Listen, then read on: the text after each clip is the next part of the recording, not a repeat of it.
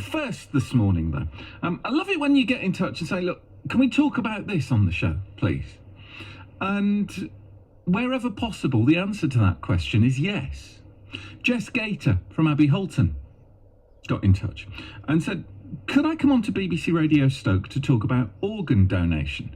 I've got a story I want to share, and if it can just make people think for a moment about it, I think it'd be really worthwhile. Jess lost her boyfriend Gav last year, and after that, she and Gav's family found out he was an organ donor. He'd registered, he'd never mentioned it to them before. They honoured his wishes and have since learned that he helped to save the lives of 4 other people. So Jess came in last week, actually, with her friend Dave Dawson. Now, Dave sees this from the other end. He received a kidney donation 6 years ago. And between the two of them, they talked about organ donation in a way I've never heard it discussed before. Have a listen to this. My late partner Gav, he suddenly passed away in the early hours of Christmas Day last year. It was under tragic circumstances. Myself and the family discussed the option of organ donation in the hope we could bring something positive to the awful situation that had unfolded so quickly in front of us. After all this had happened, we later discovered Gav had actually registered to be an organ donor many years before, but never told me or any of his loved ones. This then gave myself and the family so much relief that we were doing the right thing for him, and we wanted to honour his wishes as well as helping to give the gift of life to others. So Gav's selfless act actually managed to save 4 other men's lives, one being just a teenage boy. A gentleman in his early 40s received a kidney transplant, and so did another in his early 30s. A gentleman in his 60s was able to receive a liver transplant, and lastly, the teenage boy had received his heart, so he can now grow up to enjoy a beautiful life. You're quite young. I'm guessing Gav was too, so it's not the kind of conversation you'd have, is it, really? Are you an organ donor? I bet he wouldn't have known if you were. Yeah, no, it never entered his heads, really, or my head. The only time I've sort of thought about it is meeting Dave a couple of years ago, who is now my great friend.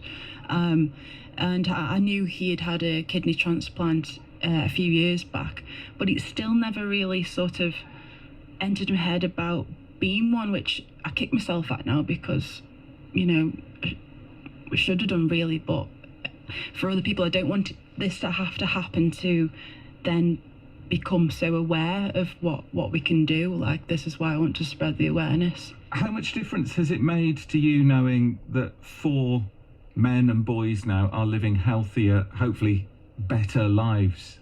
It's absolutely everything. Nothing can take like the pain of grief away that myself and the family are feeling, but knowing that they've got a life from Gav, it just gives you so much comfort. And all I kept thinking was when everything was so bad and we were in the hospital and time just stood still, I felt like, why can't I just turn the clock back? Like, I wish I could. I wish we could do anything to turn the clock back for Gav. And then I had to start thinking, well, we can't turn it back for Gav, but we can help to turn it forward for all these other people. Gav was treated with so much dignity and respect by the NHS whilst he was going through all the necessary testing to check that his brain was no longer active as well. The amazing nurses at the Royal Stoke Hospital, they just looked after him amazing, and it was like he was part of their own family. The specialist organ donor nurses, the way they were with us and everything, they couldn't do anything more for us. With the 4 people, you know some things about them, but I'm thinking you won't know who they are. You just know what you've told me about them. Is that right? That's right. We just get a letter a couple of weeks after, and that's amazing in itself. But yeah, you get to know sort of the basics. So how old they were, who they were, if they're male or female, and what they had received. So it's just the basics. We have myself and the family have decided to tick that box when we were going through all the process, where later down the line, if the family who received the organs, if they did want to reach out, they can do if they wish, but it's totally down to them and their choice, because we understand it's such a difficult time for them too, you know, and there's a lot of different emotions there all wrapped up. Well, Dave's here. You're here because you received a kidney, not from Gav, but completely I separate. received my kidney six years ago. First of all, what's it like when you're on the waiting list? I was on the waiting list 31 years after my first kidney transplant. So for the first few years, you're sort of waiting, ready to receive that call. And then as time goes by, you start thinking, well, this call isn't going to come. And obviously I was at the stage where after 31 years, I was thinking it's never going to come. So, but when it comes, it's like a real special moment. You know, I can't describe what it was like to get that call. So prior to that, were you on regular dialysis then? Yeah, I dialysed at the hospital for three times a week for 4.5 hours. So, but when I first started on dialysis, it was like 6 hours, so it took a fair proportion of your day up. I mean, well, it's pretty much your life gone, isn't it? Three times a week at the hospital. How do you feel the day after? Do you feel better or worse? How does it work? It varies. It varies. You know, obviously the worst you feel is straight after dialysis. You know, your head's all over the place. You know, your heads feel muzzy and that sort of thing. And but the next day you tend to feel a lot better. You have more get up and go, more energy. But yeah.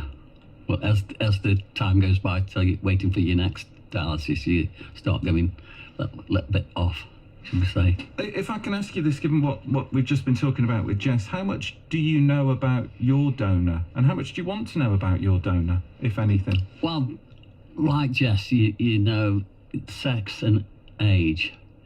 You know, obviously, that in my case, that was it. I did write a letter to the family, but I got no reply. But writing the letter is a very emotional thing to do. Like, I basically filled a waste paper bin with, you know, with drafts sort of thing, you know. But what do you say? What do you say to someone in those circumstances?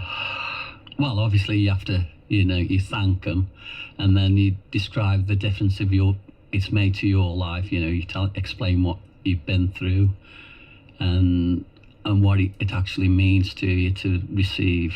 Do you feel that you've been given a new life? Oh, yeah? Definitely. You'll hear more from Jess and Dave talking about organ donation in a couple of minutes' time, including something I didn't realise. Many donors seem to give, or many people who receive a donation, give the organ they've been donated a name. Dave will talk us through why one of his kidneys is called Doreen next. Talking to Jess Gator from Abbey Holton and her friend Dave Dawson. Jess lost her boyfriend Gav last year. She and his family found out he was an organ donor. They'd never talked about it before. He'd never mentioned it. It just came up on the database when the time came to ask those kind of questions. His organs have saved the lives of 4 other men. And it was Jess who wanted to come on the programme and said, look, can we please talk about this, because I think it's so important. Dave, on the other hand, received a kidney donation 6 years ago.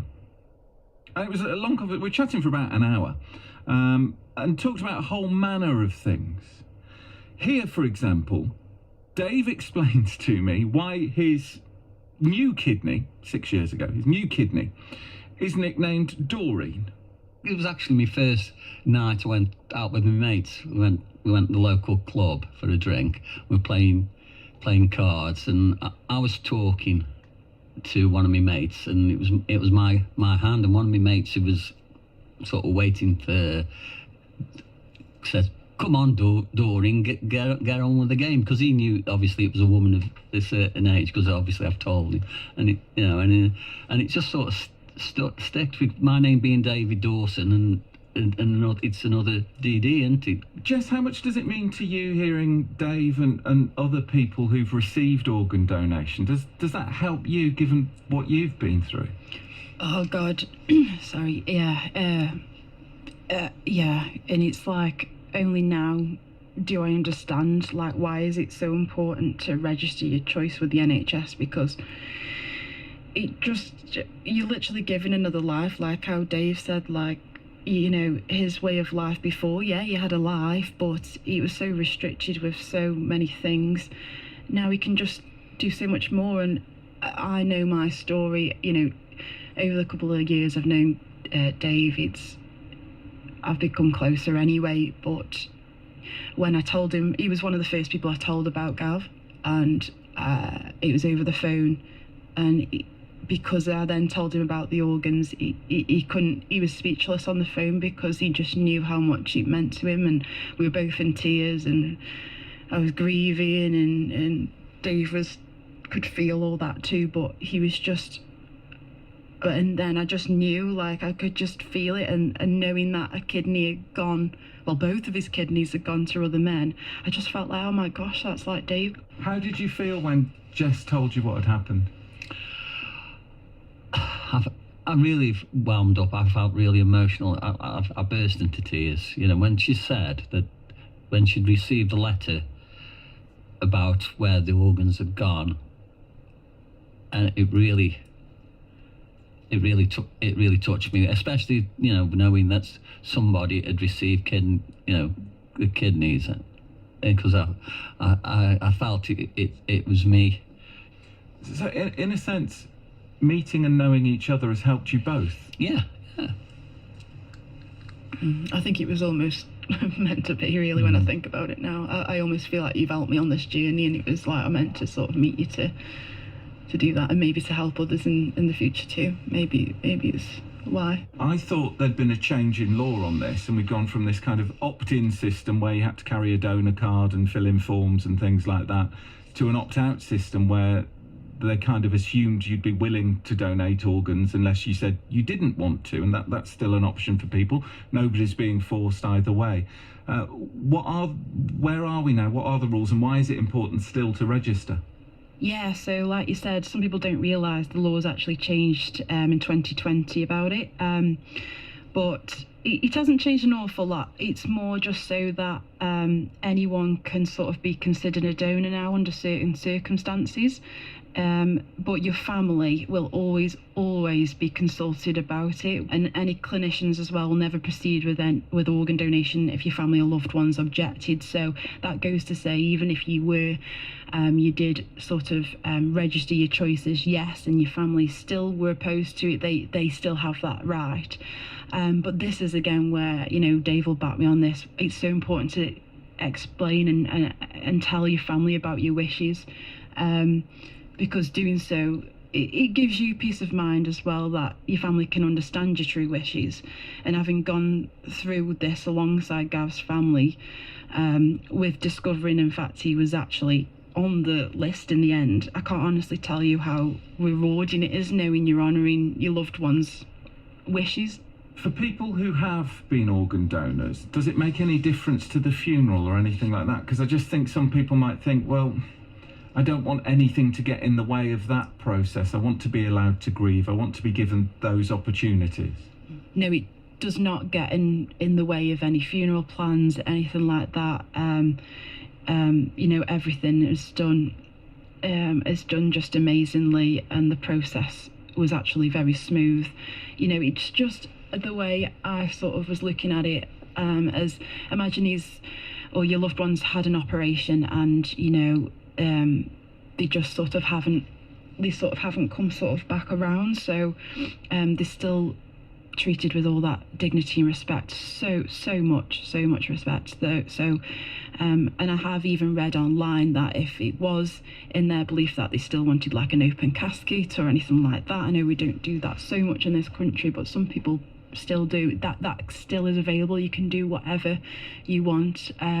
Obviously, you know, they take so much care Just something else I wanted to ask you about while you're both here. My mum, before she died, we had conversations about organ donation, and for a variety of reasons, she died with lots of cancer, so it wasn't really possible, feasible, or advisable. But she had this real thing about they can have anything they want, but not my eyes. And that seems, from what you've said, quite a common thing. You can specify which organs you'd be willing to donate, can't you? Yeah, you can. Yeah, a lot of people can be funny about possibly the eyes. I mean, personally, I don't mind. They can have anything from me, and they can use tissues and all sorts as well.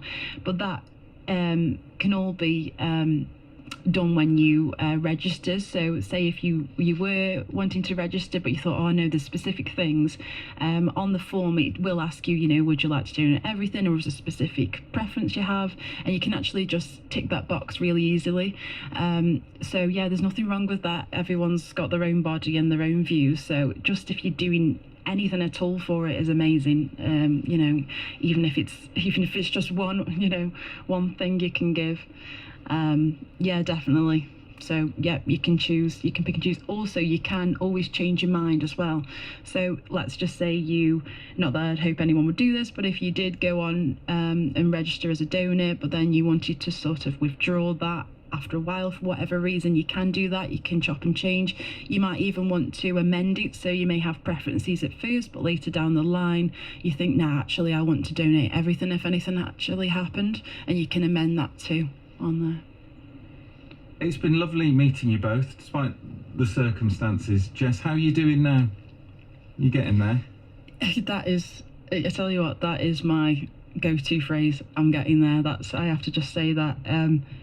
No, I'd be lying if I'm saying I'm doing good, but I'm trying, and I pledged this year to make a difference in a positive way to different people's lives. So if I can, hence why I'm here today, that's what's pushing me on, and I know Gav's pushing me on inside to do that and spread the awareness, and it is keeping me going. So although it's really hard at the moment, it's horrendous, it isn't good, but it's worthwhile when you know you're making a difference.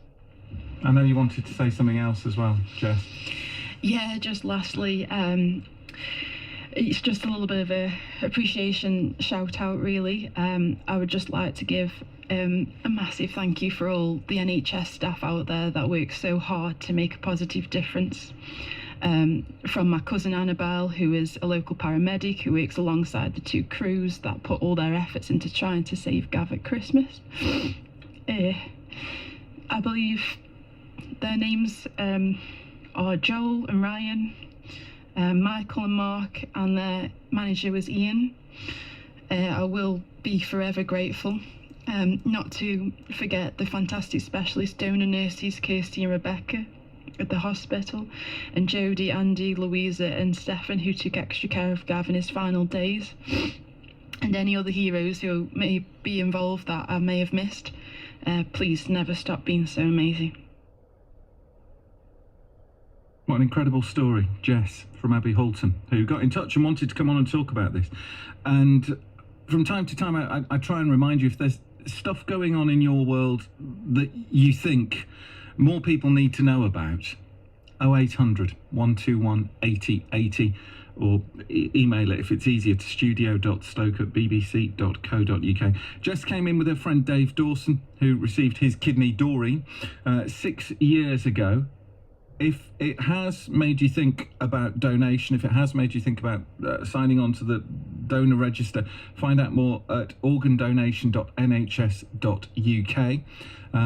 Listening to this, says Dave in the Westlands, it's prompted me to register myself. The NHS apparently let families know my wishes. Lots of comments coming in on this. 0800 121 8080 is my number, whether you've been in the situation Jess was in, where the question had to be asked, such difficult circumstances, I know, or Dave was in, where you've received an organ from someone else. How has that changed your life? 0800 121 8080.